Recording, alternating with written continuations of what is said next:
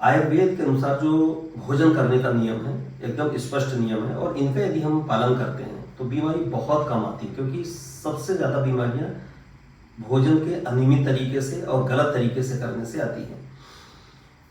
इसमें सबसे पहला जो नियम है वो यह है कि भोजन करने का जो स्थान है वह एकदम एकांत होना चाहिए, और बहुत ज़्यादा कोलाहल नहीं होना चाहिए, एकांत में करना चाहिए। हो सके तो एक दो लोग साथ में भी कर रहे हैं तो बहुत अच्छा है। इसके अलावा भोजन करते समय मौन रहना चाहिए हमें। क्यों? क्योंकि यदि हम भोजन करते समय बात करेंगे तो हो सकता है अन्न के जो कण हैं वह हमारे श्वास नली में फंस सकते हैं, जिससे हमें तकलीफ बढ़ सकती है। इसलिए मौन रहना चाहिए। भोजन करते समय हाथ धोकर जरूर भोजन करना चाहिए। सफाई का ख्याल यदि रखेंगे तो बहुत सारे वायरस बैक्टीरिया नहीं आएंगे, जिससे हम बीमार कम पड़ेंगे। तो हाथ अवश्य धोना चाहिए।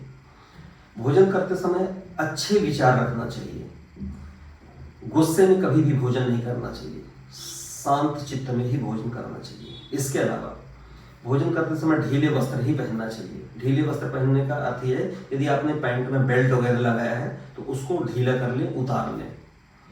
साथ में भोजन जब हम करें उस समय पे पानी कम से कम पीना चाहिए, ना पिए तो ज़्यादा अच्छा है। भोजन के बीच में भी नहीं, बाद में भी नहीं, आधे घंटे बाद पानी पीना चाहिए।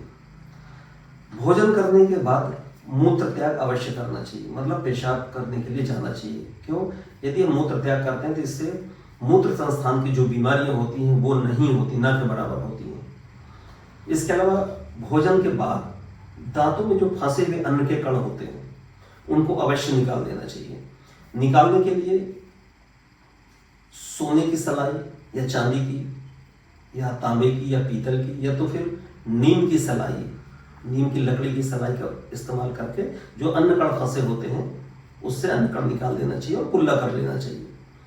एक आखिरी नियम यह है कि भोजन करने के बाद हमें कम से कम 20 से 40 मिनट आराम अवश्य करना चाहिए। ऐसा करने से हमारा शरीर स्वस्थ और फिट बना रहेगा और बीमारियां कम से कम होंगी। पाचन बहुत अच्छा होता है भोजन का।